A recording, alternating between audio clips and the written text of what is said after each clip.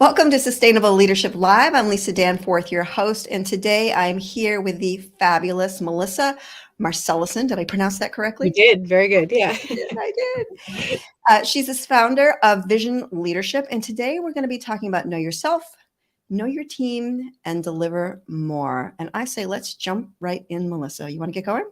Yeah, absolutely. Thanks, Lisa. All right. Right. So I say, let's start with knowing yourself. Why is it important to know ourselves so that we can just deliver more with our team? It's such a great question. And first, thanks for having me. I'm really excited to be here and chat with you. But I think knowing yourself is so fundamental because we're asked as leaders, often in your first or second leadership role, to create environments of engagement. We tell people to increase engagement all the time and to increase inclusion and make people feel good about working for you and where you are. But we don't tell them how. And for me, the first understanding of how is to know yourself. If you know yourself and what you bring that's different, how you operate that's a little bit different, where you show up at your best and where you might struggle, it makes it possible for you to then start thinking about who is your team and where do they struggle, what do they do best, and how can they bring it in. But we can't do any of it without knowing ourselves first. So where do we start with that? I mean, if we don't know ourselves, we probably don't even know that we don't know ourselves, right? Where's a great place to jump in? It's a great question. So self-reflection, I know it's something that's thrown around a lot, but I always say I've never taken an assessment that I felt like was a waste of time, because any information I can get about knowing myself, and a lot of the time it's unlearning the things I was told to be, or Can the you things, repeat that? Just yeah, let's drive that one home. That's really good. right. It's about unlearning the things that we were told we were to be, or Unlearning. supposed to be, right? And Mhm. it may be from our parents, it may be from school, it may be from other groups that we were a part of growing up, but even society, even TV, what we see on Netflix, what does female leadership look like, right? What does a woman in the workforce look like? What does a mom look like? What does Mhm. a wife look like, or a partner look like? All of those things have told us our whole lives who we're supposed to be and That how we're supposed to box. show up. Exactly. But is it really who we are? So a lot of Mhm. it is unlearning that. It's going, is this really something that sets my soul on fire? Is this really something I want to do? Is this really who I am and how I'm showing up at my best? So again, self-assessments. I love How to Fascinate. I'm a How to Fascinate advisor. And I find that a super useful tool because it gives you language to describe yourself, even when you can't. It's really hard when you ask someone what's something super awesome about yourself, especially if you haven't done it before, right? None of us want to do that. None of us want to say, hey, I'm really great at this. It's just so unnatural. But Yep. why? And we can always say what we struggle with, oh my gosh, I suck at this. It's so important to acknowledge where we have area for growth, but to also embrace, where is that area of brilliance for us? Can you share a little bit about Fascinate? Because I just want to say to the audience, we just did a whole reading on Fascinate, and my profile and all of that blew me away. Absolutely amazing. So thank you again for that. But can you dive in a little bit and touch on that so people understand what the Fascinate uh, model or program is? Absolutely. So How to Fascinate was founded by Sally Hogshead.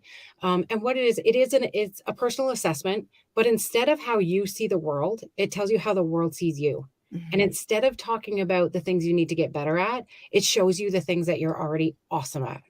What we see in you that amazes us, what we see in you that makes us go, oh, I wish I had that, or I can't wait to have them on my team. And it gives you some language to talk about yourself from that perspective. I spend a whole lot less time talking to people about how to improve on their weaknesses than I Mhm. talk to them about how to lean into their strengths. Find places where you're supposed to be. How do you operate from your zone of genius or from the flow or whatever word you use for that? And that's really what Fascinate's about. Understanding where you're bringing the most value so that you can do more of it. Knowing yourself as a key piece of knowing yourself. So that's a really great place to start, is just understanding what the strengths are. And again, where you can lean into for some education and some learning. Let's talk a little bit more about self, because I am a believer that all leadership starts from within, right? Once we've done that assessment and we have some tools, what do you recommend people start doing to leaning into those strengths? So once you've understood it, once you've accepted what makes you amazing, it really is looking at the situations you put yourself in day to day. Which ones are you Mhm. choosing to put yourself in? Which ones are you falling into? And where are you showing up where things are really heavy, where things are really hard, that maybe you don't need to be. And if you could express how you show up at your best, how would that help you get into more positions where things are easy, in the flow, doing the things you're supposed to be doing? So I think that's a really big key, is once you understand where you add value, how you add value, and how you don't add value, you can choose to put yourself in more situations where you're adding value. For you, it feels easier, it feels light, it feels fun. And for others, they're getting more out of you, right? You're producing higher, you're performing more, you're not getting burnt out because you're not pushing a boulder uphill all of the time. Instead, you're just running with the thing you're supposed to be doing. And I think we could all use that, especially after the last few years, Absolutely. right? We just deliver more all the way around. So now we're understanding ourselves. How do we take that? And I'm sure that the team probably has a struggle as well of claiming what their brilliance is, what their strengths are, and whatnot. How do we start utilizing our knowledge for ourselves and implementing it and supporting our team? Absolutely. And it is, if you don't understand who you are and how you operate at your best, you kind of just assume everybody else is going to do things the same way as you, right? I was working with a team recently and we talked about their ideal meeting. So everybody got up and got to write on these big pieces of paper what their ideal meeting looks like. I love And that. all of the leaders were quite similar. All of the leaders had a lot of innovation, a lot of power, a lot of drive, that kind of thing. And they loved brainstorming meetings. They were good with hopping on a call in 5 minutes and go, let's talk about this, let's work it out. And they wanted at the end of the meeting to have a solution, right? Let's throw out 50 ideas, pick one, let's go. That's what a lot of the leaders look like. A lot of the employees needed some information beforehand so that they could make an informed decision. They'd love an agenda 48 hours ahead of time instead of going that, can you hop on and brainstorm this with me? Right? We've got to be agile. We've got to be able to do lots of different things, but understanding what your team needs to be successful is so critical. Because if you ask, there's that old adage, I really hope I'm not going to mess it up, but if you ask a fish to climb a tree, he's going to fail every time. Mm-hmm. Right? It's the exact same thing with our teams. We set up our teams, our routines, whether it comes down to our meetings or our daily tasks, in a way that works really well for us. But if we've just done that and not thought about why we do that, why that works for us, why it might not work for someone else, we're going to ask everybody to do it the way we do it and then be frustrated and upset with them when they can't or don't or aren't delivering at their highest value. And they're going to be frustrated with us because we're just sitting there going, why can't you do this? This is easy, but it's easy for me because it's set up for me. It's not easy for you because I've set up a system that does not work for you. And when we know ourselves, what I'm hearing is when we know ourselves, we can have more compassion and more curiosity that we can bring for our teams to invite them forward so that we can explore. Am I hearing you correctly? Absolutely. And when you can understand and appreciate what you do that's very different and how that adds value, then you start to look at other people through, okay, how are you different than me and how are you adding value, right? I know I'm this and I can do this thing, but if I bring people around me that do lots of different things, oh my goodness, what we can do together has just gotten so much bigger. But when I don't take the time to understand what it is that I do different, it's really hard to appreciate when other people do things differently than me. Right? When I'm asking people to appreciate how I'm different, just naturally, I'm going to appreciate their difference more as well. I mean, that just brings it in, right? You can absolutely deliver more. There's more trust. There's probably more accountability as well, which I think really go hand. I'm a firm believer that trust and accountability go hand in hand. Absolutely. And again, it's setting people up for success, right? So if I ask you to do things the way that I do, it might take you twice as long and the output might not be as good. Whereas if I understand what you need to deliver and I give you those things, those tools, the time, the space, the structure, whatever it looks like, you're going to overperform all of the time because you're in your zone of genius. So how do I make sure that I'm putting more people where they should be so they feel like work is effortless, exciting, fun to come and do, not feeling like, oh, it's Sunday night, I don't want to go to work tomorrow, right? Like that's the worst. And we all have our moments. But if we can avoid people coming in, bringing in that extra baggage of, I have to do things in ways I don't want to do them and ways that aren't making me successful, they're not giving you the performance they could be if you just understood a couple of things you could change in their day, in their schedule, in their deliverable. That's going to make them perform even better, make them deliver higher quality, ultimately make you look great because your team is now delivering more than it ever did because you've got that efficiency down, right? No one is working uphill most of the time. We're usually working in our flow, in our zone of genius, so things come more easily. And you just made me think about when we have a team member that sort of have digging their heels in, right? That they don't want to change or they don't want to look at something, understanding who we are, but also understanding what their strengths are through this, how to fascinate, allows us to utilize that information to drive them forward, to bring out their strengths, to bring out, a way for them to step forward that's comfortable and easy for them. Is that correct? Absolutely. And one of the great things about using this tool with a team is that you walk away with common language, right? You walk away with knowing how I don't show up at my best, because that happens, right? And you walk away knowing what gives me energy and what makes me feel in the flow and is work that I really want to do. And when you start to learn that about your team members, then you can see things coming, right? I can see you showing up slowly as not at your best, and I can reach out and go, I see you. What do you need? Right? How can I help you? Can I take this meeting off your plate today? Can I clear your calendar? Why don't you go for a walk? Right? When you start to be able to see these things coming early, all of us want to be seen. Right? And it's such So a true. big part of belonging is just feeling seen. Right? And when you're asking me to keep doing things that are putting me further into not being at my best, I'm not feeling seen, feeling like you're piling on. I'm feeling like you're going to get the worst of me in a minute. And that's not what I want. That's not what you want. But when the teams have this common language to walk away with, they can help each other and they can see it coming. And then they can also make sure everyone's in a position to succeed. Can we talk a little bit more about belonging? Because I think that's Mm. such a huge piece of personal and professional life and work and all of that. And just knowing, having that knowledge of who we are and who our teams are and the connection of belonging. Can you just lean into that a little bit? For me, belonging really is being seen, feeling seen. Someone who knows me, understands me, accepts me, and wants me to be all of me every single day. I think that's what most people want and most employees want, even if they don't have the language to tell you that. In Brene Brown's, I think it's an Atlas of the Heart, where she talks about inclusion is almost easy because I know what I need to do to be included, right?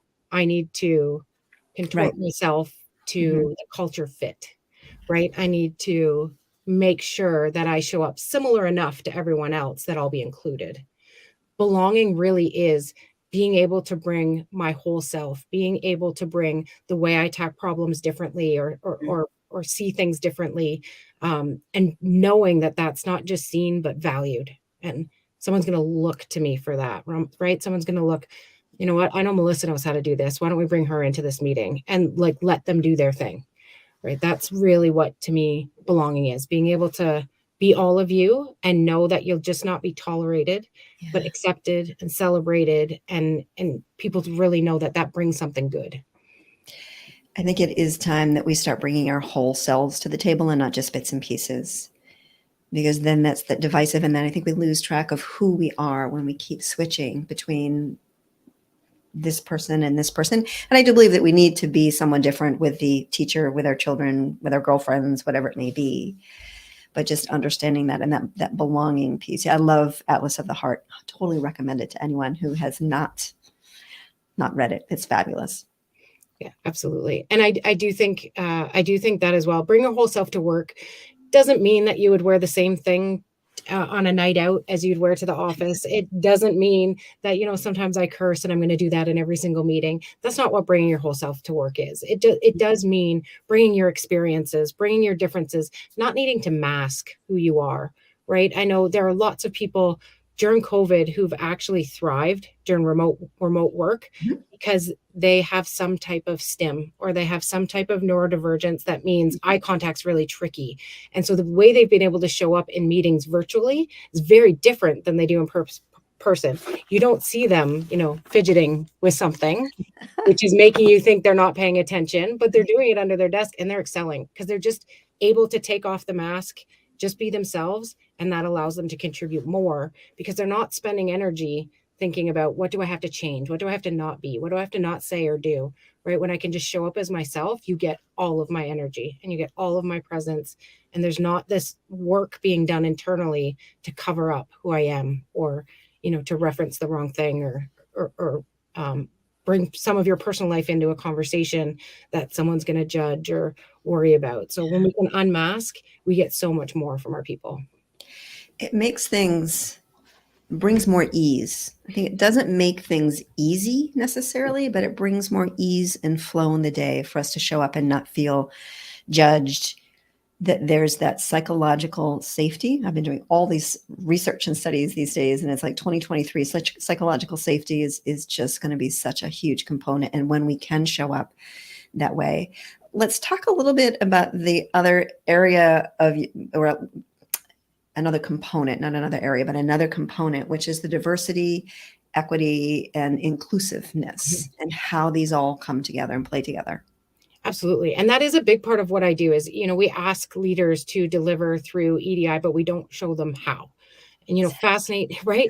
Come on, Do it. All right. right? You are the highest salesperson. Now you're a manager. Please do this, right? We don't know how to do that. How do we expect people to know how to do that, right?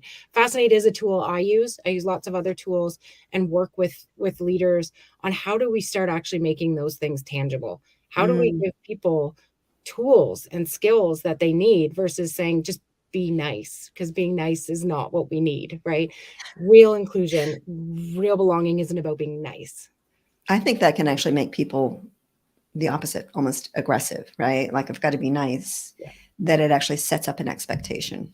Exactly. One lesson I learned early in my leadership career was the be cruel to be kind rule. I never like to be cruel, so it's an exaggerated way of saying it.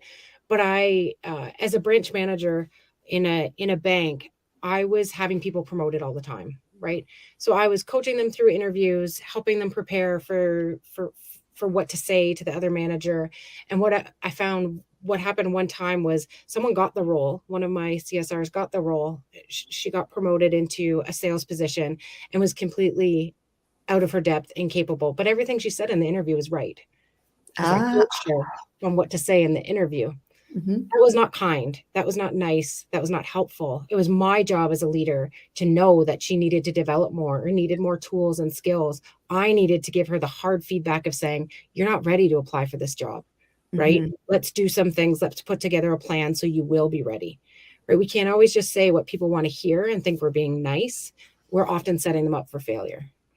I so agree. Again, another Brene Brown, clear is kind, unclear is unkind. I just want to thank you for sharing that, because sometimes it is hard to say those things that, oh, I did this and it really was not the right thing to do, but you took it, trusted yourself, and leaned into doing something different.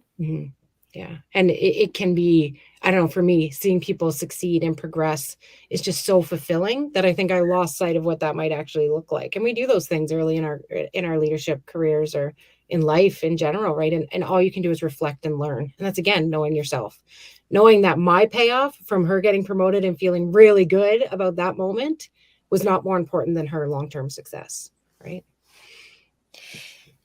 And would you tie that in with the how to fascinate? Like, just once you went through that and really understood what it meant and the impact of it? That's such a great question. And I think it's so true. I don't know that I've ever thought about it through that context, but my Fascinate profile is about delivering excellence, outperforming, all of that kind of stuff really feeds me. Like, that's how I'm wired. And at that moment, I had marked getting people promoted as me being successful.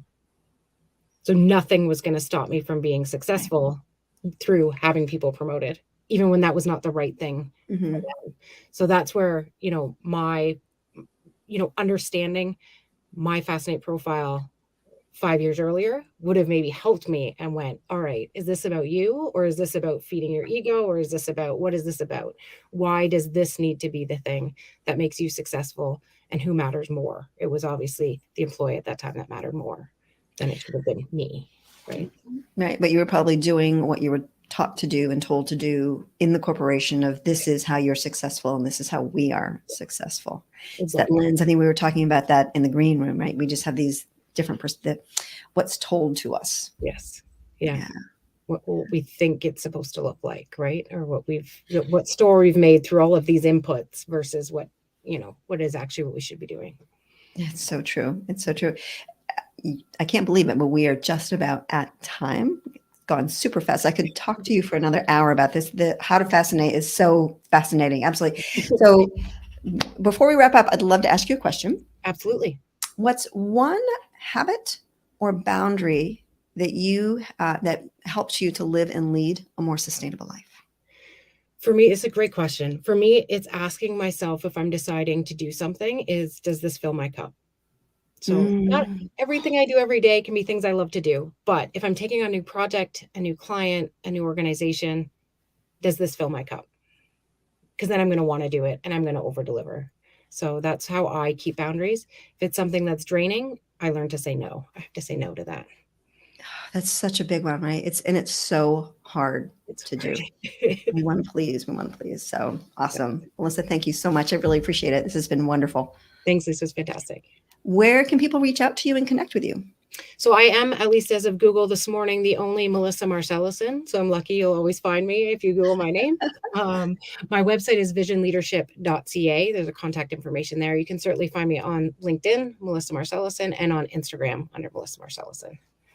Awesome. Thank you so much. All right, everyone, thank you for joining. If you are watching on the replay, please type #replay in there, pop your questions in, and I'll be sure to tag Melissa so she can answer those questions. But thanks again. And next week, I have the fabulous Heather Frechette Crowley from Root Marketing coming in, talking about her story and her brand. So we will see you next week. Have a wonderful day, everyone. Thank you. Thanks, Bye-bye. Lisa.